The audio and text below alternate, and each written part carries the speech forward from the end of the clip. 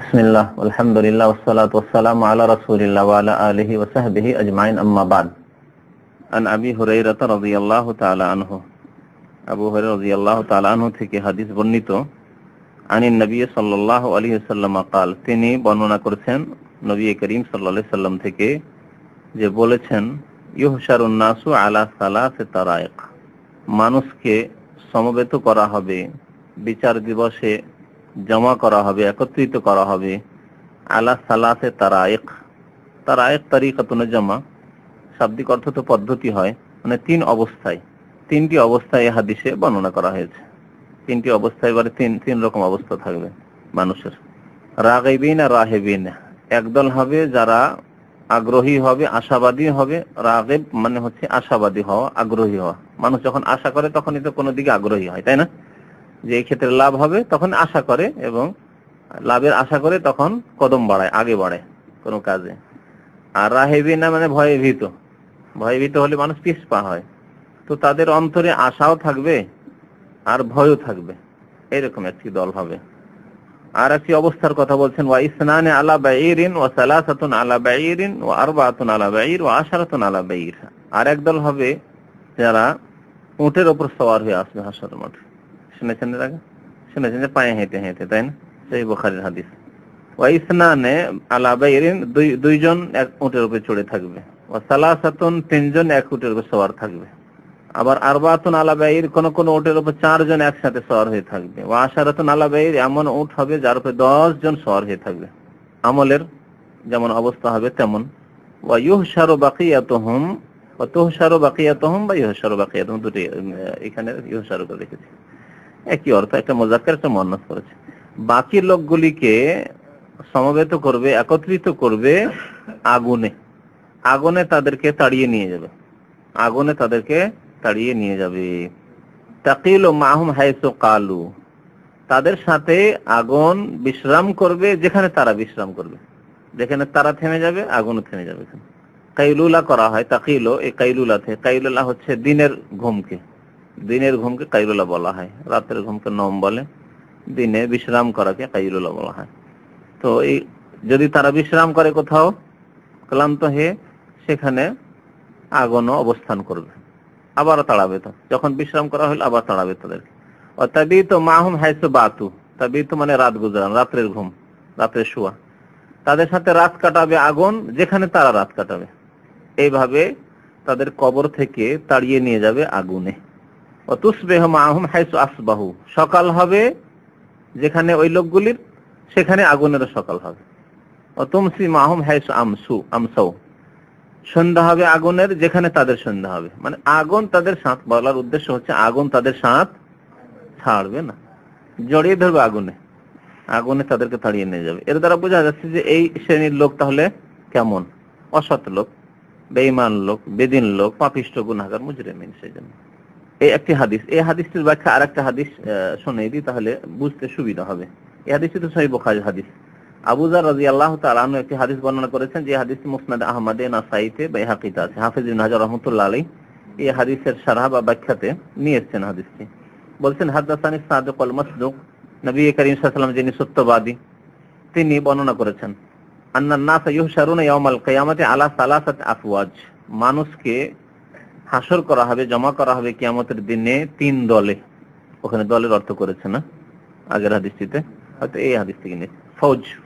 ফৌজ মানে দল। ইয়াদখুলুনা ফি দীনিল্লাহি আফওয়াজা, কোরআনে আছে দলে দলে, এখানেও সালাসাতি আফওয়াজ, 3 দলে জমা করা হবে কিয়ামতের দিনে। ফৌজুন তাইমিনা কাসিনা রাকিবিনা, একদল ওরা হবে যারা খেতেও পাবে, তাইমিনা, কাসিনা আর কাপড় পরে থাকবে, আর রাকিবিনা সওয়ার হয়ে থাকবে। পায়ে হাঁটা লোক না এরা, তাই না? তার মানে নেক লোক, সৎ লোক। ওয়া ফৌজুন ইয়ামশুন, আর একদল পায়ে হেঁটে হাজির হবে, আর একদল হাসরের মাঠে পায়ে হেঁটে হাজির হবে। ওয়া ফৌজুন তাসহাবুহুমুল মালায়েকাতু আলা ওয়ুজুহিহিম, আর তৃতীয় দল যাদেরকে ফেরেশতাগণ টেনে হেঁচড়ে নিয়ে যাবেন, আলা ওয়ুজুহ, তাদের মুখের ভরে। চোর দেখেছেন, চোরকে মারতে দেখেছেন, চোর যায় না, টেনে নিয়ে যাচ্ছে না, তখন মুখের ভরে টেনে হেঁচড়ে, পা ধরে টানছে মুখের ভরে। চোর ডাকাতকে এরকম করে মানুষ, তো এইরকম অপরাধী যারা বেদিন, বেনামাজি, গুনাহগার, পাপিষ্ঠ, কবিরা গুনাহ করে মারা গেছে বিনা তওবায়, তাসহাবুহুমুল মালায়েকাতু আলা ওয়ুজুহিম, মুখের ভরে তাদেরকে টেনে হেঁচড়ে নিয়ে যাবেন ফেরেশতাগণ। আল হাদিস। এই হাদিসগুলিতে বিভিন্ন অবস্থা বর্ণনা করা হয়েছে মানুষের কিয়ামতের দিনে, যে এই অবস্থা হবে। আর একটি হাদিস যাতে মুখের ভরে কাফেরদেরকে নিয়ে যাওয়া হবে কথা বলা হয়েছে। হাদিসটি বর্ণনা করেছেন আনাস বিন মালিক রাদিয়াল্লাহু তাআলা আনহু, বলেন আন্না রাজুলান ক্বালা ইয়া নবী আল্লাহ, একজন লোক বললেন যে হে আল্লাহর নবী, কাইফা ইউহশারুল কাফিরু আলা ওয়াজহিহি, কাফেরকে তাদের মুখের ভরে কেমন করে সমবেত করা হবে, কিয়ামতের মাঠে একত্রিত করা হবে। তার মানে তিনি আগে থেকে, ওই লোকটি, যে লোকটি জিজ্ঞাসাকারী, তিনি আগে থেকে শুনেছিলেন যে কাফেরকে মুখের ভরে কি করা হবে। কোরআনে কারিমে একটি আয়াত আছে এরকম, কোথায় না, এটা আছে গুমরাহদের কথা, যে দুই দল কি সমান হতে পারে, এটি কিয়ামতের অবস্থার কথা বর্ণনা করা হয়নি। দুনিয়াতে এক দল গুমরাহ বেদিন বেনামাজি, আর এক দল ধার্মিক নামাজি মুত্তাকি, দুই দল। আফামান ইয়ামশি মুকিব্বান আলা ওয়াজহিহি আহদা আম্মান ইয়ামশি সাওয়িয়ান আলা সিরাতিন মুস্তাকিম। আচ্ছা বলো তো, আফামান ইয়ামশি মুকিব্বান আলা ওয়াজহি, যে ব্যক্তি মুখের ভরে চলে, একটা লোক মুখের ভরে চলছে যেটা প্রকৃতির খেলাফ বা ঝুঁকে চলছে, আহাদা ওই লোকটি বেশি সঠিক পথ প্রাপ্ত, আম্মা ইয়ামশি সাওয়িয়ান আলা সিরাতি মুস্তাকিম, অথবা একজন সোজা হয়ে তার সোজা পথের উপর চলছে, কোন লোকটি বেশি ভালো? অর্থাৎ একজন ইমানদার মুত্তাকি, যে পাপ করে না, গুনাহ করে না, অন্যায় কাজ করে না, ইমানের অবস্থায়, নেক আমলের অবস্থায় চলছে সোজা, এই লোক এক লোক বা একদল। আর একদল হচ্ছে যারা বাঁকা চলে, বক্র পথে চলে, গুমরাহির পথে, গুনার পথে, পাপের পথে চলে। দুই দল কি সমান হইতে পারে? এটা বলা হয়েছে ওখানে।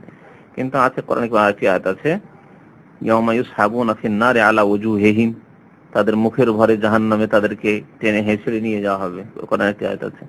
তো কাফেরকে কিয়ামতের দিন জমা করা হবে মুখের ভরে। কেমন করে মুখের ভরে হাঁটবে? কি করে মুখের ভরে আবার হাঁটবে বা চলবে কি করে? প্রশ্ন করলেন একজন লোক, কাইফা ইউশারুল কাফিরু আলা ওয়াজহি ক্বালা আলাইসাল্লাযী আমশাহু আলা রিজলাইনি ফিদ দুনিয়া কাদিরান আলা আন ইউমশিয়াহু আলা ওয়াজহি ইয়াউমাল কিয়ামাহ। নবী করিম সাল্লাল্লাহু আলাইহি ওয়াসাল্লাম বললেন যে তোমাকে কেমন লাগে, মুখের ভরে চলতে পারবে না? যে আল্লাহ পাক রব্বুল আলামিন, যে জাতে পাক, পবিত্র সত্তা, তিনি মানুষকে দুই পায়ের ভরে চলার শক্তি দিয়েছেন, সেই ব্যক্তি কি কাউকে মুখের ভরে, মাথার ভরে চালাতে পারেন না? তিনি কি সক্ষম নন? বললেন বালা ওয়া ইজ্জাতে রব্বিনা, অবশ্যই, ওয়া ইজ্জাতে রব্বিনা, আমার রবের ইজ্জতের কসম, শপথ করে বলি অবশ্যই, যে আল্লাহ পায়ে চলার ক্ষমতা দিয়েছেন। অনেকের পা আছে চলতে পারে না, পা আছে চলতে পারে না। তারপর আল্লাহ পাক রব্বুল আলামিন যদি এই আকর্ষণ না দিতেন, কি বলে এই আকর্ষণকে, জমিনে একটা আকর্ষণ নাই, তাহলে কি মানুষ চলাফেরা করতে পারতো? পৃথিবীতে ঘুরছে, তাহলে পৃথিবী ঘোরা অবস্থায় মানুষ চলছে কি করে? যদি এই জমিনে আকর্ষণ না থাকতো মানুষ চলতে পারতো না। তো পৃথিবী তো গোলাকার, আর সারা পৃথিবীর চারিদিকে মানুষ আছে, তো মানুষ পৃথিবীতে কেমন করে চলাফেরা করেছে? যদি সাধারণ জ্ঞানে পৃথিবী গোল, তাহলে আমরা যদি ওপরে থাকি, তো আমেরিকার লোকেরা নিচের দিকে আছে, তাহলে তার মাথা নিচের দিকে আছে, পানি তাদের উপর পড়ে না। আর আমরা যদি নিচে থাকি, তাহলে আমরা উল্টো হয়ে আছি, তারা সোজা হয়ে আছে। যদি জমিনে আকর্ষণ না থাকতো, তাহলে মানুষ চলছে কি করে জমিনের উপর? তারপর বলেন জমিন চলতে আছে। আল্লাহু আকবার। তো যে আল্লাহ পাক রব্বুল আলামিন এইভাবে জমিকে আমাদের জন্য বসবাসের যোগ্য বানিয়েছেন, চলাফেরার যোগ্য বানিয়েছেন, এসব কথা কোরআনে কারিমে রয়েছে। বসবাস যোগ্য যদি না বানাইতো আল্লাহ জমিনকে, তাহলে তোমরা কি থাকতে পারতে জমিনের উপর? পারতে না কখনো। তাহলে দেখেন জমিন ভাসমান অবস্থায় আছে, পানির উপর আছে। এই যে মাটির তলায় পানি আছে, তাহলে পানির উপর এই জমিন, পৃথিবী ভাসছে, ঘর বাড়ি সব ভাসছে। আল্লাহ ইচ্ছা করলে যদি এটা কমিয়ে দেন, ভাই সে আছে, যদি আল্লাহ কমিয়ে দেন, আরো হালকা করে দেন এই জমিনকে, তাহলে ডুবে, সাথে সাথে ডুবে পৃথিবী সাথে সাথে ধ্বংস হয়ে যাবে। কিয়ামত এইভাবে হবে, আল্লাহ যখন কোন আদেশ করেন ওইভাবে হবে। তো বলছেন যে আলাইসাল্লাযী আমশাহু আলা রিজলাইন, সে আল্লাহ যিনি দুই পায়ে চালিয়েছেন ফিদ দুনিয়া, পৃথিবীতে মানুষকে, মানে চলার শক্তি দিয়েছেন। কাদিরান, তিনি কি সক্ষম নন, আলা, এই কাজের উপর, আইয়ুমশিয়াহু আলা ওয়াজহি ইয়াউমাল কিয়ামা, কিয়ামতের দিনে মুখের ভরে মানুষকে হাঁটাবেন, পায়ে মাথার ভরে হাঁটাবেন, এর জন্য সক্ষম নন কি? আল্লাহ কাজে বলছেন যে বালা ওয়া ইজ্জাতি রাব্বিনা, অবশ্যই।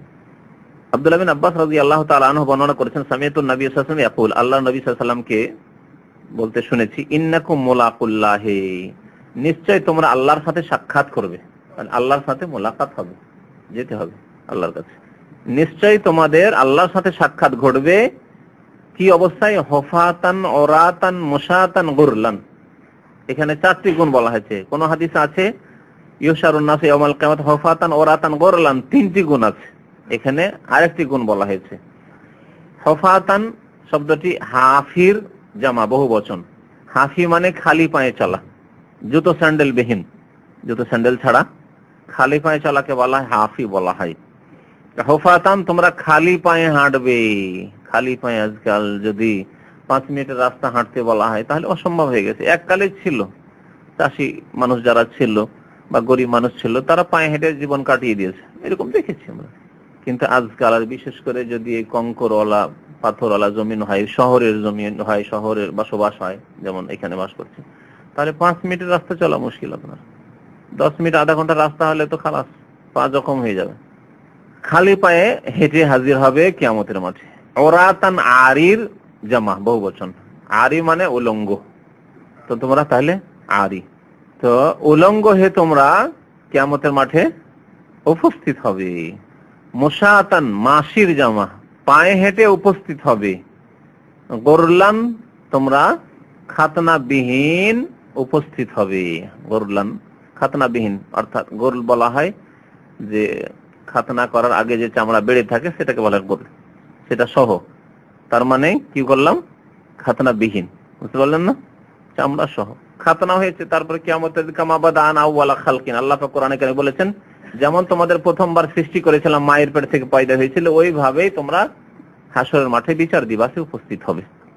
তাহলে এই হাদিসে খালি পায়ের কথা এলো আর উলঙ্গ হওয়ার কথা এলো। আগের হাদিসে এসছে যে কিছু লোক কাসিন, একটা হাদিস মুসনাদ আহমদ নাসাইর, মনে রাখবেন, ভুলবেন না। তাহলে হাদিসে দুইটা হাদিসে দ্বন্দ্ব হয়ে যায় না? তা আরো যাকে বলে দ্বন্দ্ব, যদি এইরকম হয় তো সমন্বয় করার চেষ্টা করতে হবে। এই হাদিস সহিহ বুখারীর হাদিস, প্রথম কথা এই হাদিস বেশি সহিহ। এর জন্য আসল হচ্ছে যে মানুষ উলঙ্গই হাজির হবে। তবে ব্যতিক্রম হতে পারে এমন নেক লোক যাদেরকে আল্লাহ কাপড় পরিয়ে দিবেন আগে, তাহলে সমন্বয় হয়ে গেল। আর এখানে বলা হয়েছে মুশাতান, পায়ে হেঁটে। আগের হাদিস বললেন যে আলাবাইরিন, 2 জন 3 জন 4 জন 10 জন করে ওটার উপর চড়ে থাকবে। তাহলে কিছু লোক এরকম সবার থাকবে, সবার কথা বলা হয়নি, বিশেষ কিছু লোক। আর খাতনাবিহীন যেটা বলা হয়েছে আর খালি পায়ে, এই সম্পর্কে আর দ্বন্দ্ব নেই, অন্য কোনো এর বিরোধী হাদিস নেই। সুতরাং বলতে হবে সবাই খালি পায়ে হবে আর খাতনাবিহীন হবে। ও উত্তম দল, উত্তম দল যাদেরকে আল্লাহ সওয়ারি দিবেন তারা তো উত্তম দল, অবশ্যই সওয়ারি যারা দিবেন, যারা পায়ে হেঁটে, তাদের চাইতে উত্তম দল। এখানে উত্তম দলের শ্রেণী ভাগ করা হয়নি। প্রথম হাদিসটিতে 3 রকমের মানুষ হবে, কিন্তু উত্তম দল বলে ভাগ করা হয়নি। কিছু লোক যারা আশাবাদী হবে আর ভয়ও থাকবে, আশা করে যে এই দলটি অবশ্য শ্রেষ্ঠ দল, কিন্তু তাদের সম্পর্কে এটা বলা যাবে না যে তারা হয়তো সওয়ার হইতে পারবে না, এরকম বলা যাবে না। এই শ্রেণী ভাগ করা উদ্দেশ্য নয় আসলে। এক দল থাকবে আল্লাহর কাছে আশাও করবে যে আমরা নেক আমল করেছি, সুতরাং আশাও করবে যে জান্নাত পাবে ইনশাআল্লাহ। আবার ভয়ও হবে আল্লাহর আযাব বলে, আল্লাহর ক্রোধ সেই দিন। কারণ হাদিস আছে যে সেই দিন আল্লাহ এত রাগান্বিত হবেন যে আম্বিয়া কেরাম বলবেন ইন্না রাব্বাকুম গাযিবাল ইয়াওমা গাযবান লাম ইয়াগযাব মিসলাহু কাত্তু ওয়া লাম ইয়াগযাব বা'দাহু কাত্তু। এত আল্লাহ রাগান্বিত হয়েছেন যে এর আগে কখনো এত রাগান্বিত হননি, আর এর পরেও এত বেশি রাগান্বিত আল্লাহ পাক রব্বুল আলামিন হবেন না। এইরকম আল্লাহ পাক রব্বুল আলামিন গজবের আগে থাকবেন। তো এই জন্য ভয়, আল্লাহর গজব বলে বা আল্লাহর রাগ বলে ভয়, যে কি জানি আল্লাহ পাক রব্বুল আলামিন, তারপরে ছোট গুনাহ সাগীরা হয়েছে তো কবিরা না হইলেও তওবা করলেও জানি না আল্লাহ মাফ করেছেন কিনা, এই জন্য ভয় থাকবে। এই জন্য মুমিনের একটি গুণ হচ্ছে যে ইয়াদউনা রাগাবান ওয়া রাহাবা, এই দুটি কথা কোরআনে কারীমে আছে। নেক বান্দা যারা সালেহীন তারা আল্লাহর কাছে দোয়া করে আশা নিয়েও যে আল্লাহ হয়তো কবুল করবেন আর মুক্তি দেবেন, জান্নাত দেবেন, আর রাহবান ভয়ে যে কি জানি আল্লাহ ধরে নেন তো জাহান্নামে যেতে হবে। এটা হচ্ছে দুটো ডানা মানুষের। শুধু আশাই যদি করে তো মানুষ আমল ছেড়ে দেবে, কম আমল করেছি নাকি, এত নেকি করেছি, এত, শুধু যদি আশা থাকে তো একটা ডানা নিয়ে পাখি যেমন উড়তে পারে না, পড়ে যাবে আছাড়কে, তেমনি শুধু যদি আশা করে যে আমরা মুমিন মুসলিম 5 ওয়াক্ত নামাজ পড়ছি, সব নেক আমল করছি, এমন কোন ফরজ ওয়াজিব সুন্নাত ছাড়ি না, তাহলে আমাদের জান্নাত দিবে না, তার কাকে দিবে? এত যদি আশা করে তাহলে জাহান্নামে চলে যাওয়ার আশঙ্কা আছে। যেমন এক ডানাওয়ালা পাখির উড়তে পারবে না, সে অবশ্যই সে পড়ে যাবে, ঠিক তেমনি এই তার ঈমান নষ্ট হয়ে যাওয়ার ভয় আছে। আর যদি শুধু ভয় করে আশা এবং নিরাশ হয়ে যায় তাহলে আল্লাহর রহমত থেকে বঞ্চিত হওয়ার ভয় আছে। এত ভয় ভয় ভয়, শুধু ভয় আর আশা একবার নিরাশ, পাবো না জান্নাত আমি, এইরকমও ঠিক নয়। মধ্যপন্থা অবলম্বন করতে হবে। আপনার একটা ডানা বানাইতে হবে আশাকে, আর আরেকটা ডানা বানাইতে হবে ভয় ভীতিকে। ইবাদতবন্দি করতে হবে আশা এবং ভয় ভীতির দুটো অবস্থাকে ঠিক রেখে। আল্লাহ পাক বহু আয়াতে বলেছেন এইরকম, যে তারা দোয়া করে, আল্লাহকে ডাকে, জি কি বলেন, তাদাররুন ওয়া খুফিয়া আছে, তাছাড়া আরো আয়াত আছে। তো যে আয়াতগুলিতে আল্লাহ পাক রব্বুল বলেছেন, যেমন একটা আয়াত বলেন ইয়াদউনা রাগবান ওয়া রাহবা ওয়া কানু লানা খাশিন। তারপরে সূরা সাজদাতে রয়েছে তাতাজাফা জুনুবুহুম আনিল মাদাজি ইয়াদউনা রাব্বাহুম খাউফান ওয়া তামা। এখানে আল্লাহ আগে খাউফের কথা বলেছেন। তারা রাতে বিছানায় শয় না, ভয় উঠে তাহাজ্জুদ পড়তে শুরু করে, উঠে আল্লাহর দরবারে কাঁদতে শুরু করে, ইয়াদউনা রাব্বাহুম, রবের কাছে দোয়া করা শুরু করে, ডাকতে শুরু করে রবকে, খাউফান ভয় নিয়ে, এবং শুধু ভয় নিয়ে নয়, তামান আশাও নিয়ে, যে আল্লাহ নিরাশ করবেন, আল্লাহকে ডাকছে আল্লাহ দিবেন, খাউফান ওয়া তামা। আর আরেকটি আয়াত আগে বললাম যে ইন্নাহুম কানু ইউসারিউনা ফিল খায়রাতি ওয়া ইয়াদউনানা রাগাবান ওয়া রাহাবা ওয়া কানু লানা খাশিন। আম্বিয়া কেরামের গুণ সম্পর্কে আল্লাহ পাক রব্বুল বলেছেন। তো দুটোই থাকতে হবে, ভয় থাকতে হবে আল্লাহর আযাব বলে, গুনাহ করলে আল্লাহ ধরে নেবেন, আর আশা থাকতে হবে যে আল্লাহর আদেশ পালন করছি, ফরজ ওয়াজিব আদায় করছি, সুন্নাত যথাসাধ্য পালন করছি, গুনাহ থেকে বাঁচার চেষ্টা করছি, তাহলে আল্লাহ তো ওবাও করছি সকাল বিকাল, তাহলে আল্লাহ কেন মাফ করবেন না? আল্লাহ আশা করি মাফ করবেন। বলেন সামিআতু রাসূলুল্লাহ ইয়াখতুবু আলাল মিম্বারে, মিম্বারের উপর নবী সাল্লাল্লাহু আলাইহি ওয়াসাল্লাম খুতবা দিতে গিয়ে বলছিলেন, ইয়াকুল ইন্নাকুম মুলাকুল্লাহি হুফাতান উরাতান গুরলান। এখানে তিনটি কথা বলা হয়েছে। আগের হাদিসে পায়ে হাঁটার কথা মুশাতান বলা হয়েছে। জি, হুফাতান মানে কি বললাম? হ্যাঁ, হাফির জামা মানে খালি পায়ে, জুতো স্যান্ডেল থাকবে না, জি, মোজাও থাকবে না। আর উরাতান আরির জামা মানে উলঙ্গ হয়ে আসবে। গুরলান মানে খাতনাবিহীন। আর কি ছিল? মুশাতান ছিল, মাসির জামা মানে পায়ে হেঁটে আসবে। এ সম্পর্কে বললাম যে হাদিসগুলিতে আছে যে কিছু লোক সাওয়ারি আসবে, সেগুলোর সাথে সমন্বয় করবেন যে সব লোক না, অধিকাংশ লোক পায়ে হেঁটে, আর কাফেরদেরকে মুখের ভরে একত্রিত করা হবে, আর মুমিন নেক মুত্তাকিনদেরকে সাওয়ারি দেওয়া হবে ইনশাআল্লাহ তাআলা। জি, আন ইবনে আব্বাস قال قام فينا النبي صلى الله عليه وسلم يخطب। নবী সাল্লাল্লাহু আলাইহি ওয়াসাল্লাম আমাদের মাঝে দাঁড়ালেন খুতবা দেওয়ার জন্য। ফাকাল বলে ইন্নাকুম মাহশুরুনা হুফাতান উরাতান গুরলা, তোমাদেরকে একত্রিত করা হবে হুফাতান খালি পায়ে, উলঙ্গ অবস্থায়, গুরলান এবং খাতনাবিহীন অবস্থায়। তারপরে আয়াতটি আগে শুনিয়েছিলাম, কামা বাদানা আউওয়ালা খালকিন নুঈদুহু। আল্লাহ কোরআনে বলেছেন, যেমন প্রথমবার আমি সৃষ্টি আরম্ভ করেছিলাম তোমাদের, ওই দিকে তোমাদের ফিরিয়ে দেব, পাল্টিয়ে দেব। অর্থাৎ মায়ের পেট থেকে যেমন বেরিয়েছিলে ওই রকম হয়ে হাসরের মাঠে তোমরা কবর থেকে আবার উঠে আসবে। ওয়া ইন্না আউওয়ালাল খালায়েক ইউকসা ইয়াউমাল কিয়ামাত। এতে অতিরিক্ত আরো কিছু কথা আছে। প্রথম ব্যক্তি খালায়েক, খালিকাতুন যা মাখলুক, সৃষ্টি জগতের প্রথম ব্যক্তি ইউকসা ইয়াউমাল কিয়ামাতের দিনে যাকে কাপড় দেওয়া হবে, কাপড় পরতে দেওয়া হবে, তিনি কে? ইব্রাহিম খলিলুল্লাহকে প্রথম কাপড় দেওয়া হবে। সুবহানাল্লাহ।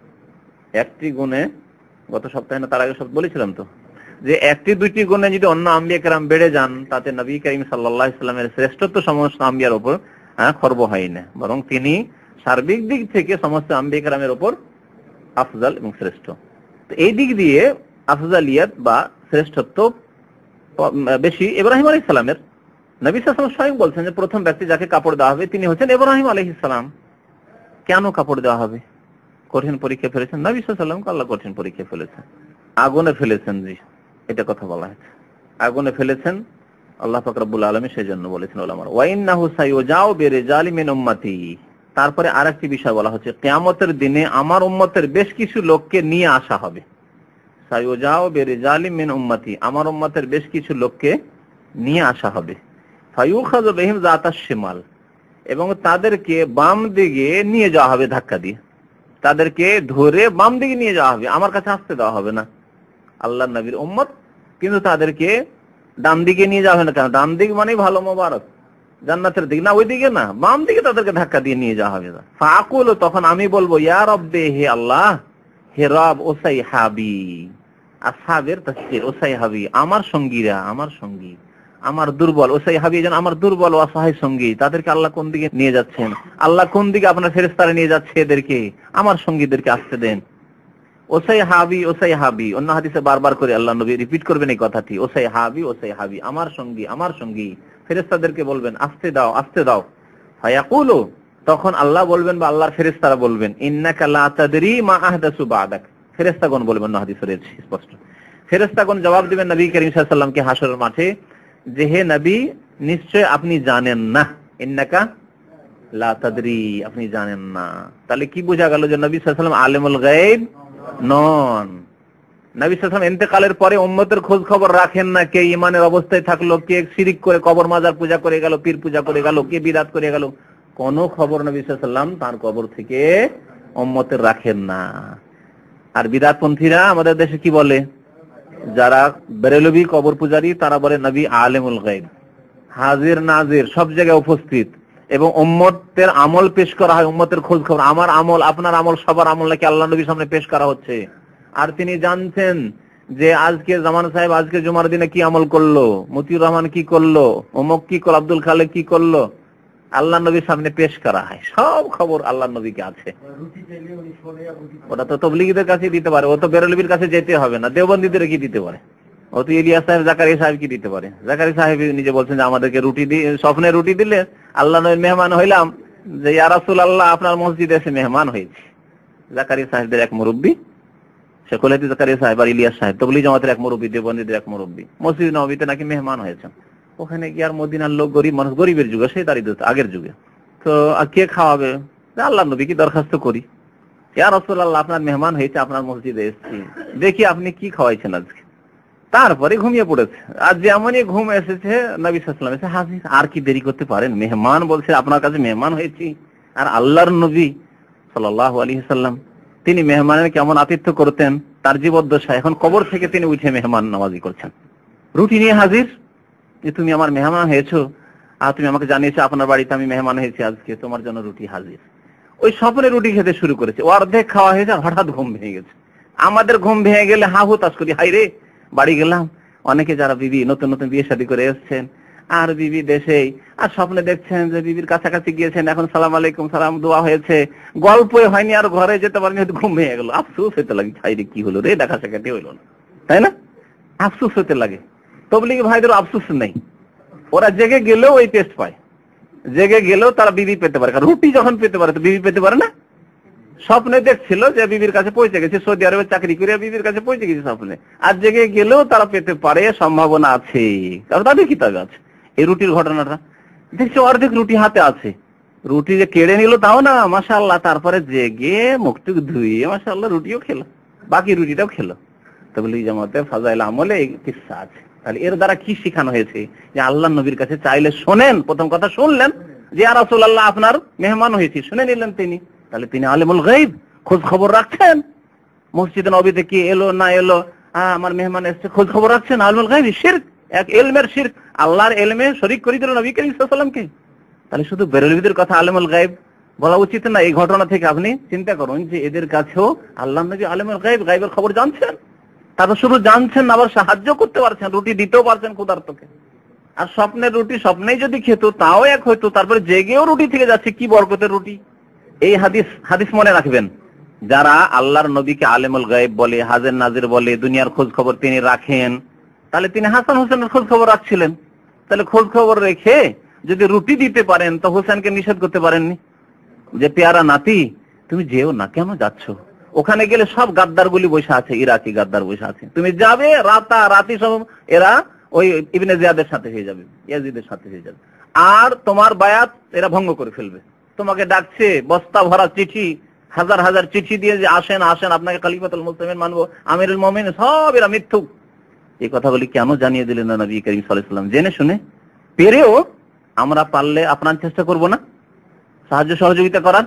তা আমরা যদি গুনাহগার হয়েও মানুষের আপ্রাণ সাহায্য করার চেষ্টা করি, বাঁচানোর মানুষকে চেষ্টা করি, তাহলে নবী করিম সাল্লাল্লাহু আলাইহি ওয়াসাল্লাম কেন হাসান হোসেনকে বাঁচাবার চেষ্টা করলেন না, গোটা বংশকে বাঁচাবার চেষ্টা করলেন না?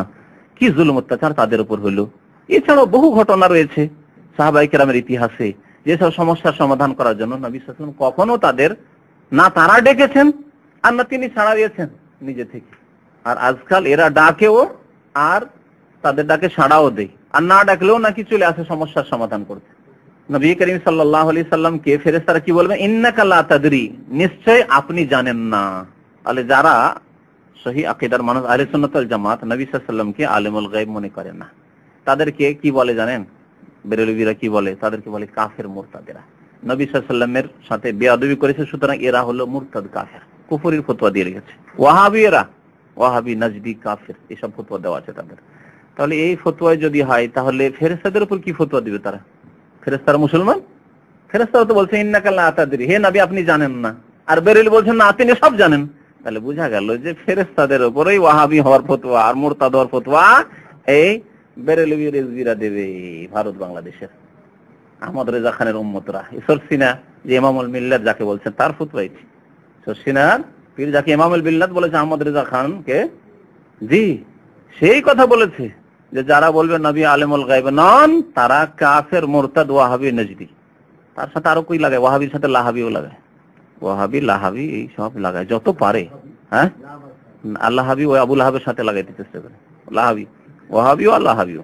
তো তাহলে ফেরেশতারা কি আবার তাদের কাছে? তাহলে ফেরেশতারা মুসলমান নাই। ইন্নাকা লা তাদরি মা হাদাসু বাদাক ফাআকুলু কামা ক্বালা আল আবদুস সালেহ। তারপরে যদি ফেরেশতাদের আকীদা তো ভুল থাকার সম্ভাবনা থাকে, যদি ভুল বলতে পারে, তাহলে নবী সাল্লাল্লাহু আলাইহি ওয়াসাল্লাম সাথে সাথে বলতেন কমবক্স তোমরা জানো না যে আমি সবকিছু জানি, আলেমুল গায়ব। বেরেলভি আহমদ রেজা খান দেখো তাদের আকীদা দেখো, আমাকে আলেমুল গায়ব বলছে আর তোমরা ফেরেশতা, বেয়াদব গোস্তাখি করছো, তোমরা ওয়াহাবি নাকি? নবী সাল্লাল্লাহু আলাইহি ওয়াসাল্লাম তো কমপক্ষে সংশোধন করে দেবেন। নবী সাল্লাল্লাহু আলাইহি ওয়াসাল্লাম আবার কিছু বলছেন না, ফাকুল বলছেন আমি তখন বলবো কামা কালাল আব্দুস সালেহ, নেক বান্দা অর্থাৎ ঈসা আলাইহিস সালাম যেমন বলেছিলেন ওয়া কুনতু আলাইহিম শাহীদাম মা দুমতু ফীহিম, আল্লাহ যতদিন তাদের মাঝে আমি ছিলাম ততদিন আমি সাক্ষী ছিলাম। ফালাম্মা তাওয়াফাইতানি, যখন তুমি আমাকে উঠিয়ে নিয়েছো, ওফাত দিয়ে দিয়েছো, কুনতা আনতার রাকিবা আলাইহিম, তুমি আল্লাহ তুমি নেগাবান, তুমি জানো কি করেছে তারা, তার হিসাব তুমি নাও, আমি কিছু বলতে পারবো না। খ্রিস্টানরা 3 খোদায় বিশ্বাসী হয়েছে ত্রিত্ববাদে, এর জবাব আমি দিতে পারবো না। আল্লাহ নবী সাল্লাল্লাহু আলাইহি ওয়াসাল্লাম বলছেন আমিও এই বিদাতীদের সম্পর্কে এই কথাই বলবো যে আল্লাহ আমি আর কিছু বলতে পারবো না এই বিদাতীদের কথা। এই মিলাদ করেছে আর শবে বরাত করেছে আর নবীকে আলেমুল গায়ব হাজির নাজির বলেছে আর এই শিরক বিদাত করেছে, কবর মাজার পূজা পীর পূজা করেছে, পীরের মুরিদ হয়েছে। আল্লাহ এদের সম্পর্কে আমি জানি না, আমার পরে কি করেছে। আমি যতদিন ছিলাম ততদিনের আমি জিম্মেদারি নিতে পারবো, তারপর আর কোনো দায়িত্ব নিতে পারবো না। আল্লাহ যা ইচ্ছা তাই করো তাদের। ফালাম্মা তাওয়াফাইতানি কুনতা আনতা রাকিবা আলাইহিম ওয়া আনতা আলা কুল্লি শাইইন শাহীদ, আল্লাহ সবকিছু তুমি জানো কি করেছে তারা। ইন তুআযযিবহুম ফাইন্নাহুম ইবাদুক ওয়া ইন তাগফির লাহুম ফাইন্নাকা আনতাল আজিজুল হাকীম। এই ছিল ঈসা আলাইহিস সালামের বক্তব্য, যা কোরআনে কারীম সূরা মাইদায় রয়েছে। তারপরে আল্লাহ নবীকে বলা হবে ফায়ুকাল ইন্নাহুম লাম ইয়াজালু মুরতাদ্দিনা আলা আকাবিহিম, এরা সর্বদাই তারা পশ্চাৎপদে ছিল। মুরতাদ্দিনা মানে তারা পিঠ ফিরিয়ে নিয়েছিল, আলা আকাবিহিম মানে উল্টো দিকে, সোজা দিকে সুন্নতের দিকে না চলে, ইসলামের দিকে না চলে, তারা কোন দিকে চলেছিল? কুফরির দিকে, বিদআতের দিকে, শিরকের দিকে, কবর মাজার পূজার দিকে, ব্যক্তি পূজার দিকে, অন্ধ অনুসরণের দিকে, এসব দিকে ফিরে গিয়েছিল।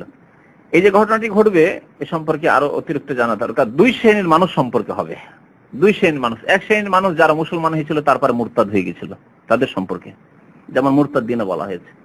নবী সাল্লাল্লাহু আলাইহি ওয়াসাল্লাম জামানায় তারা ইসলাম কবুল করেছিল, কিন্তু আবু বকর রাদিয়াল্লাহু আনহু জামানায় গিয়ে যাকাত অস্বীকার করেছিল, বা তারপরে গিয়ে মুসাইলামা কাযযাব যখন মিথ্যুক নবুয়তি দাবি করলো তার অনুসারী হয়ে গিয়েছিল কিছু লোকেরা, এরকম হয়েছিল।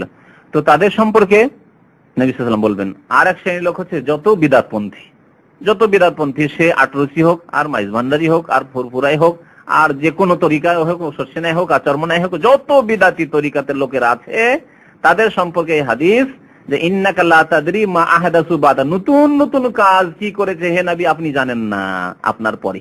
মা আহদাসু, হাদাসা মানে কি? নতুন কাজ করা। নবী সাল্লাল্লাহু আলাইহি ওয়াসাল্লাম কি বলেছেন বিদআত সম্পর্কে? মান আহদাসা ফি আমরিনা হাযা, আমাদের দ্বীনের ব্যাপারে যে ব্যক্তি নতুন কোন কাজ করবে। আর এখানে ওই আহদাসু আছে, তাই না? তাহলে বিদআতপন্থী হতে শামিল। তাহলে যারা নতুন নতুন বিদআতি কাজ শুরু করলো তাদের সম্পর্কে নবী সাল্লাল্লাহু আলাইহি ওয়াসাল্লামকে এই বলা হবে ফেরেশতাদের পক্ষ থেকে যে হাউজে কাউসারে এদেরকে যেতে দেওয়া হবে না, তাড়িয়ে দেওয়া হবে, আর বলা আপনি জানেন না যে আপনার পরে এরা নতুন নতুন কাজ করেছে। আর একটি হাদিসে রয়েছে যে নবী সাল্লাল্লাহু আলাইহি ওয়াসাল্লাম তখন বলবেন ফাসহকান লিমান বাদদালা দীনি, দূরে তাড়িয়ে দাও, দূর হয়ে যাক যারা আমার দ্বীনকে পরিবর্তন করে দিয়েছে। আর একটি হাদিসের রিওয়ায়াতে শব্দের পার্থক্যের সাথে রয়েছে ফাসহকান লিমান গায়্যারা বাদি, আমার পরে যারা আমার দ্বীনকে বিকৃত করে দিয়েছে, বদলিয়ে দিয়েছে, তারা দূরে হয়ে যাক, সরিয়ে দাও, তাদেরকে তাড়িয়ে দাও। তাহলে দেখেন বিদআতীদের কি অবস্থা হবে হাসরের মাঠে। হাদিস আর কয়েকটি বাকি আছে। মা আয়েশা রাদিয়াল্লাহু তাআলা আনহা বর্ণনা করেছেন, قالت বলছেন কালা রাসূলুল্লাহ সাল্লাল্লাহু আলাইহি ওয়াসাল্লাম, আল্লাহ রাসূল সাল্লাল্লাহু আলাইহি ওয়াসাল্লাম বললেন তুহশারুনা হুফাতান উরাতান গুরলা, তোমাদেরকে একত্রিত করা হবে, হাসর করা হবে, মানে কিয়ামতের মাঠে তোমাদেরকে জমা করা হবে। হুফাতান খালি পায়ে, হাফির জমা খালি পায়ে, উরাতান উলঙ্গ অবস্থায়, গুরলান খাতনাবিহীন। আর একটি শব্দ এসেছিল না হাদিসে মুশাতান, পায়ে হেঁটে আসে। তাই পায়ে হাঁটার ব্যাপারটি বলেছি যে কিছু লোক আসবে যারা সওয়ারি আসবে। কালাত আয়েশা রাদিয়াল্লাহু আনহা, যখন নবী সাল্লাল্লাহু আলাইহি ওয়াসাল্লাম এই কথা বললেন যে এইভাবে উলঙ্গ অবস্থায় কিয়ামতের মাঠে সবাই হাজির হবে, আল্লাহু আকবার, নারী পুরুষ, বলেন কোটি কোটি, অসংখ্য। আজকের একটা যুগে শুধু কোটি কোটি মানুষ, কত কোটি মানুষ। তাহলে আদম আলাইহিস সালাম থেকে শুরু করে দুনিয়ার শুরু থেকে কিয়ামত পর্যন্ত কত মানুষ আর সব হাজির হচ্ছে একই ময়দানে বিচার দিবস, আল্লাহু আকবার। আর সবাই উলঙ্গ অবস্থায়। মা আয়েশা রাদিয়াল্লাহু তাআলা আনহাকে কেমন লাগলো জানো, তারা তো মানুষ, তারাকেও তো হাজির হইতে হবে, কেমন কথা। কালাত আয়েশা রাদিয়াল্লাহু আনহা, আয়েশা রাদিয়াল্লাহু তাআলা আনহা বললেন ফাকুলতু ইয়া রাসূলুল্লাহ, আমি বললাম হে আল্লাহর রাসূল, আর রিজালু ওয়ান নিসাউ, অসংখ্য পুরুষ আর অসংখ্য মানুষ, ইয়ানজুরু বাযুহুম ইলা বায, এই অবস্থায় হাজির হবে আর একে অপরের দিকে তাকাবে, এই দৃশ্য কি ভালো দৃশ্য, কেমন লাগছে কথা। তাকাতে থাকবে, পুরুষ লোক উলঙ্গ, মহিলা উলঙ্গ, একে অপরের দিকে তাকাতে থাকবে আর হাসরের মাঠে হাজির হবে। নবী করিম সাল্লাল্লাহু আলাইহি ওয়াসাল্লাম কি বললেন, ফাকালা, অন্য হাদিসে ইয়া আয়েশা, তো হে আয়েশা, আল আমরু আশাদ্দু মিন আইয়ুহিম মাহুম যালিকা। আরেকটি রিওয়ায়াতে শব্দের পার্থক্য সাথে আছে আল আমরু আশাদ্দু মিন আইয়ানজুরা বাযুহুম ইলা বায। হে আয়েশা, শুনে রেখো যে তখনকার অবস্থা, আমর মানে এখানে অবস্থা, কিয়ামতের মাঠের যে ভয়ঙ্কর অবস্থা, যে আযাবের অবস্থা, মানুষের ভীতির অবস্থা, আশাদ্দু মিন আইয়ুহিম মাহুম যালিকা, এর চাইতে কঠিন যে এইদিকে তাদের ভ্রুক্ষেপ হবে, খেয়াল হবে যে কে কি অবস্থা আছে। হুঁশ হারা, মানুষের হুঁশ দিশা থাকবে না, নিজের নিয়ে এত ব্যস্ত থাকবে, হাই হাই হাই হাই, হাহাকার অবস্থা, কি হবে আমার, কি হবে। মানুষ যখন এইরকম হয়ে যায় তো দুনিয়ার ক্ষেত্রে ভুলে যায়। বাড়িতে যদি আগুন লেগে যায় তো গুরুত্বপূর্ণ জিনিসটা নিতে ভুলে গেছে। দুটো একটা কথা মনে আছে যে আমার টাকার বাক্সটা আছে, ওইটা নেই, কিন্তু আপনার ছেলে হয়তো ঘুমিয়ে আছে, ছেড়ে চলে, এরকম বহু ঘটনা ঘটেছে। তাহলে সামান্য বাড়িতে একটু আগুন লাগলে যদি এইরকম হতভম্ব হয়ে কোনো হুঁশ দিশা নেই, কোনো হুঁশ দিশা নেই, টাকা নিয়েছেন, গয়নার বক্সটা নিতে ভুলে গেছে, ছেলে ঘুমিয়ে আছে, ছেলেকে নিতে ভুলে গেছে, পুড়ে ছানা হয়ে গেছে, ভর্তা হয়ে গেছে। আল্লাহ, বহু ঘটনা এরকম ঘটেছে। যখন খড়ের বাড়ি ছিল এককালে, আর বাতাসে বৈশাখ জ্যৈষ্ঠ মাসে এক গ্রামের এক কিনারে আগুন লেগে গেলে আগুন হঠাৎ করে উড়ে গ্রামের ওই পাশে পৌঁছে গেছে, গোটা গ্রাম যেখানে সেখানে আগুন, এক বাড়ির আগুন গোটা গ্রামে ছড়িয়ে পড়েছে। শুনেছেন, দেখেছেন না দেখেননি? আল্লাহু আকবার। তো আজকাল যে বিদ্যুতের আগুন, এতেই কি কম হচ্ছে নাকি? মানুষ হতভাবে নিজেকে বাঁচাও, ধোঁয়ার মধ্যে আর হুঁশ দিশা নেই, ধোঁয়াই হয়েছে, ধোঁয়া তার হুঁশ দিশা নেই। ও যা কিছু নিতে পেরেছে নিয়ে, নিজের কাপড় চোপড় নিয়ে হয়তো বেরিয়ে গেছে, তার ছেলেই থেকে গেছে, মেয়ে থেকে গেছে, স্বামী বেরিয়ে পালিয়ে গেছে, স্ত্রীর কথায় খেয়াল নেই। যদি দুনিয়াতে এরকম অবস্থা হয়ে যায় তাহলে হাসরের মাঠে কি অবস্থা হবে যখন জাহান্নাম সামনে, জাহান্নাম সামনে কি অবস্থা হবে। তাই বলছেন যে আয়েশা, তুমি এই চিন্তাই করো না, তখন এই হুঁশ দিশাই থাকবে না যে কে কি অবস্থা আছে, শরীরে কাপড় আছে কি না আছে, কে উলঙ্গ আছে না আছে, ওদিকে খেয়ালই যাবে না, কারো খেয়াল যাবে না। এর চাইতে কঠোর অবস্থা থাকবে, তা নিয়ে চিন্তায় ব্যস্ত থাকবে মানুষ। এ হচ্ছে কিয়ামতের দিনের অবস্থা। তারপরের হাদিসে রয়েছে জান্নাতীদের সংখ্যা সম্পর্কে। এই উম্মতের লোক বেশি জান্নাতি হবে নিঃসন্দেহে। নবী করিম সাল্লাল্লাহু আলাইহি ওয়াসাল্লামের উম্মত, এই উম্মত হচ্ছে খায়রা উম্মাহ, শ্রেষ্ঠ উম্মত। আল্লাহ পাক কোরআনে বলেছেন কুনতুম খায়রা উম্মাহ ওয়া কাযালিকা জাআলনাকুম উম্মাতান ওয়াসাতা, মধ্যপন্থী উম্মত।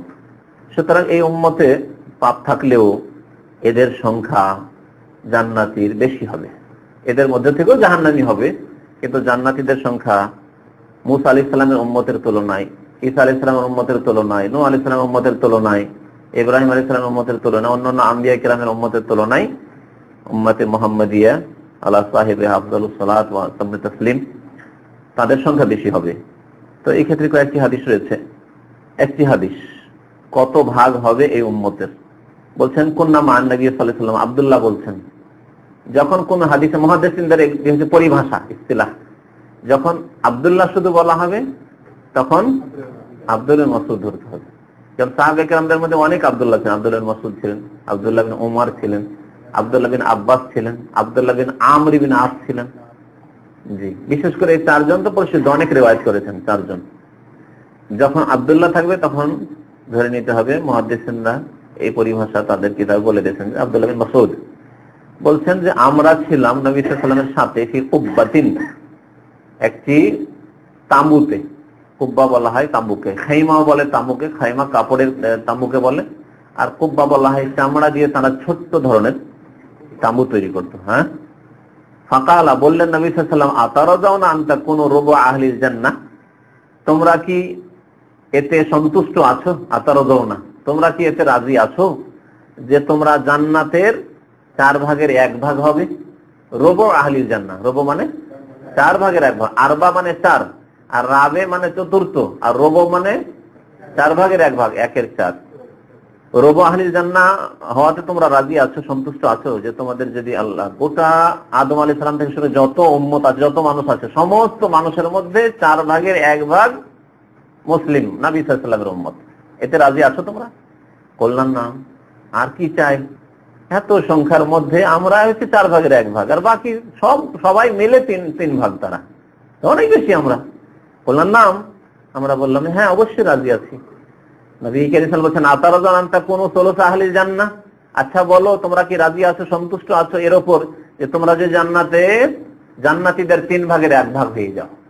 আল্লাহ সারা বিশ্বের মানুষকে, যত মানুষ এসেছে আসবে, সমস্ত মানুষকে 3 ভাগ করে 1 ভাগ শুধু এই উম্মতের জান্নাতি, আর বাকি যত জান্নাতে যায় ওরা 2 ভাগ। এতে রাজি আছো? কল্যাণ নাম, আমরা বললাম হ্যাঁ অবশ্যই রাজি, আল্লাহ যত দিবেন ততই ভালো, রাজি আছি। কাল বলছেন আতারাজাউনা আন তাকুনু শাতরা আহলিল জান্নাহ, কোন কোন রিওয়ায়াতে এটা আছে, যে রিওয়ায়াতে হয়তো নেই, অথবা টাইপের ভুল হইতে পারে। তোমরা কি এর উপর রাজি আছো, সন্তুষ্ট আছো যে আন তাকুনু শাতরা আহলিল জান্নাহ, শাতর মানে নিস, আপনাদের ওখানে নিসফ যে শব্দটি আছে আগে গিয়ে, তোমরা জান্নাতীদের অর্ধেক হবে, এতে রাজি আছো? সারা দুনিয়ার মানুষকে আল্লাহ 2 ভাগে ভাগ করবেন, হাফ হাফ করে, আর আধা জান্নাতি হবে এই উম্মতের মুসলিম, আর আধা জান্নাতি হবে তাতে সমস্ত উম্মত শরীক। আদম আলাইহিস সালামের ছেলে মেয়েদের থেকে শুরু করে নূহ আলাইহিস সালামের জামানার লোক, ইব্রাহিম আলাইহিস সালামের জামানার লোক, হুদ জামানার লোক, সালেহ আলাইহিস সালামের জামানার লোক, যত আম্বিয়া কেরাম আছেন তাদের উম্মত আছে, সমস্ত থেকে আধা, আর শুধু এই উম্মতের আধা জান্নাতি। কল্যাণ নাম, আমরা বললাম যে হ্যাঁ অবশ্যই, আলহামদুলিল্লাহ, খুশির খবর। নবী সাল্লাল্লাহু আলাইহি ওয়াসাল্লাম ওয়াল্লাযী নাফসু মুহাম্মাদিন বিয়াদিহি, সেই আল্লাহর শপথ করে বলছি যার হাতে মুহাম্মদ সাল্লাল্লাহু আলাইহি ওয়াসাল্লামের প্রাণ রয়েছে, নাফস মানে জীবন, প্রাণ রয়েছে, বিয়াদিহি যার হাতে, তাহলে আল্লাহর হাত আছে না নেই? এরকম কত হাদিস যে আছে, যে হাদিসগুলোতে নবী সাল্লাল্লাহু আলাইহি ওয়াসাল্লাম এইভাবে কসম করেছেন, শপথ করেছেন, ওয়াল্লাযী নাফসি বিয়াদিহি, সেই সত্তার কসম করে বলি, শপথ করে বলি যার হাতে আমার প্রাণ রয়েছে বা মুহাম্মাদের প্রাণ রয়েছে। ওয়াল্লাযী নাফসি বিয়াদি কথা বলেছেন, ওয়াল্লাযী নাফসু মুহাম্মাদিন বিয়াদি বলেছেন, বিয়াদিহি, তাহলে আল্লাহর হাত রয়েছে। আল্লাহর হাত আল্লাহর মতো, যার হাত আছে তার আকার আছে না নিরাকার? অবশ্যই আকার, হাত আছে তখন আকার আছে, কিন্তু আল্লাহর আকার আমরা জানি না, কেমন তা জানি না, কাইফিয়াত ধরন জানি না। দুনিয়ার অনেক মাখলুক আছে, তাদের আকার জানি না আমরা। এখন পর্যন্ত অনেক পানির মধ্যে প্রাণী আছে, সেসবের কথা শুনে থাকি, আকার জানি না কেমন আকার। তাহলে দুনিয়ার প্রাণীরই যদি আকার আমরা না জানি, তাহলে খালেকের আকার কেমন করে জানবো? অসম্ভব কথা। আল্লাহ জানাননি, জিনদের আকার জানি না, ফেরেশতার আকার জানি না, ভালো কথা বলছেন। তারপরে নবী সাল্লাল্লাহু আলাইহি ওয়াসাল্লাম বলছেন ইন্নী লা আরজু, আমি আল্লাহর কাছে আশা করি, আন তাকুনু শাতরা আহলিল জান্নাহ, আল্লাহর কাছে আমি আশাবাদী যে তোমরা জান্নাতীদের অর্ধেক হবে, নিসফ আহলিল জান্নাহ, শাতর মানে নিসফ, আর তাহুরু শাতরুল ঈমান, হাদিস আছে না, পবিত্রতা হচ্ছে ঈমানের অর্ধেক। ঈমানের অর্ধেক হচ্ছে পবিত্রতা, ওযু আর গোসল। ওযু গোসল ঠিক না থাকে তো অর্ধেক ঈমানই নেই, তার মানে আপনার নামাজই কবুল হবে না, গেল আসলই নেই না। বিনা ওযুতে আর ফরজ গোসল হয়ে আছে, আর নামাজ পড়ে নিলেন, আপনার ইবাদত নামাজ কবুল হবে না, আপনার তওয়াফ কবুল হবে না, আপনার হজ কবুল হবে না, আপনার উমরা কবুল হবে না, কারণ হজ উমরার জন্য তওয়াফ জরুরি, আর ফরজ আর তওয়াফের জন্য ওযু তাহারাত শর্ত। আমি আশা করি যে তোমরা জান্নাতীদের অর্ধেক হবে। ওয়াজালিকা, আর মনে রেখো যে আন্নাল জান্নাতা লা ইয়াদখুলুহা ইল্লা নাফসুন মুসলিমাহ, জান্নাতে মুসলিম ব্যক্তি ছাড়া আর কেউ প্রবেশ করবে না। জান্নাতে মুসলিম ছাড়া আর কেউ প্রবেশ করবে না।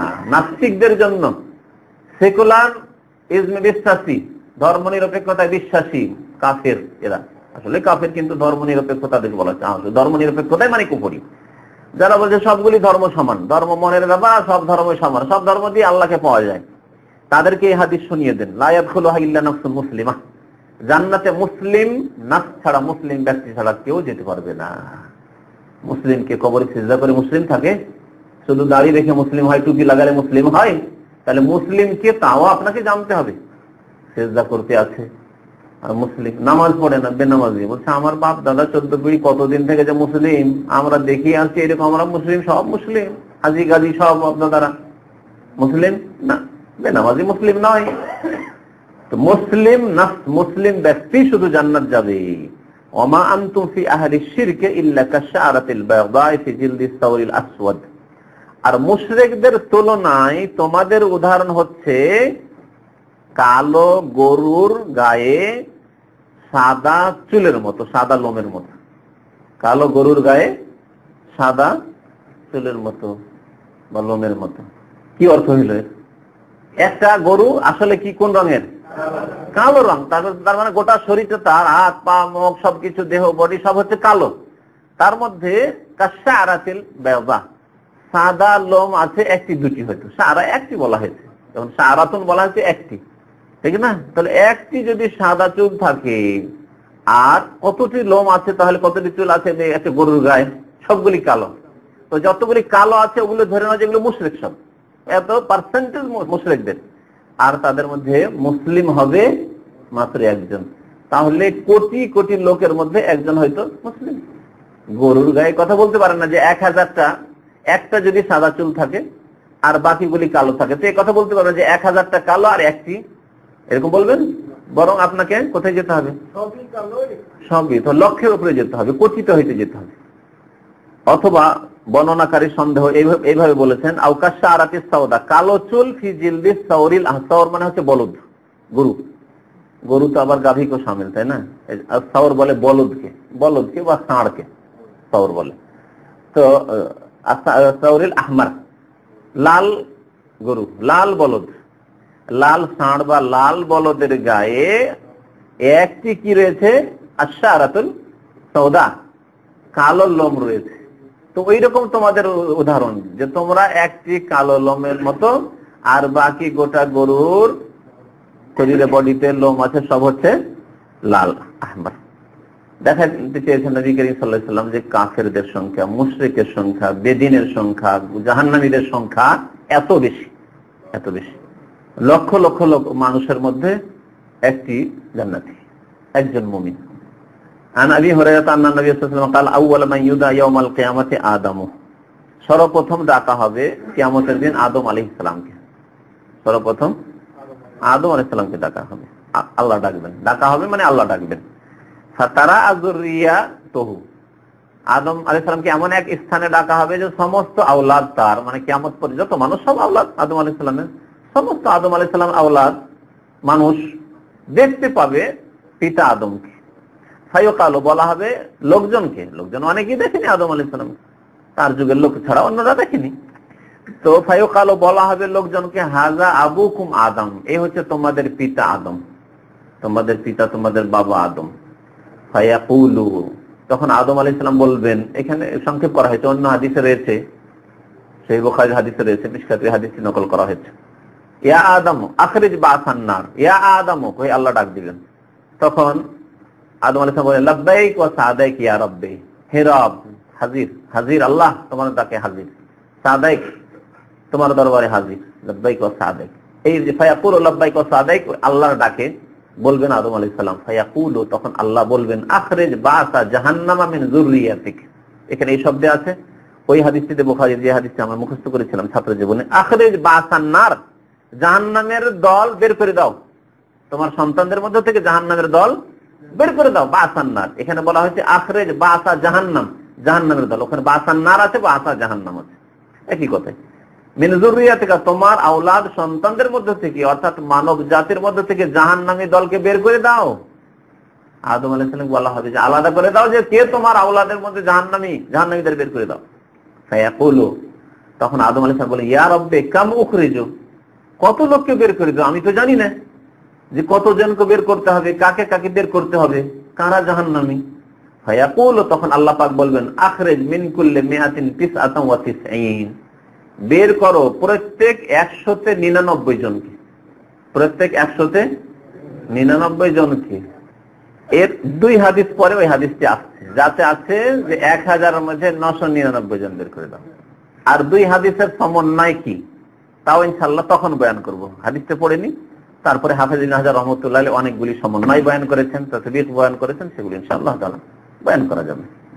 সেই সব সমন্বয়ের মধ্যে একটি হচ্ছে যে এখানে নির্ধারিত সংখ্যা বোঝানো উদ্দেশ্য ছিল না, বোঝানো উদ্দেশ্য ছিল অসংখ্য অসংখ্য জাহান্নামী আর অল্প জান্নাতি, এটি একটি। আর কেউ কেউ আর কিছু বলেছেন যে এই উম্মত থেকে জাহান্নামী, এটি একটি, মনে রাখবেন, এটা বলবেন, দুটো এখন বলেই দিলাম, বাকিগুলি পরে বলবো। এই উম্মত থেকে শতকরা 99 জন জাহান্নামী, উম্মতে মুহাম্মাদী থেকে একজন জান্নাতি।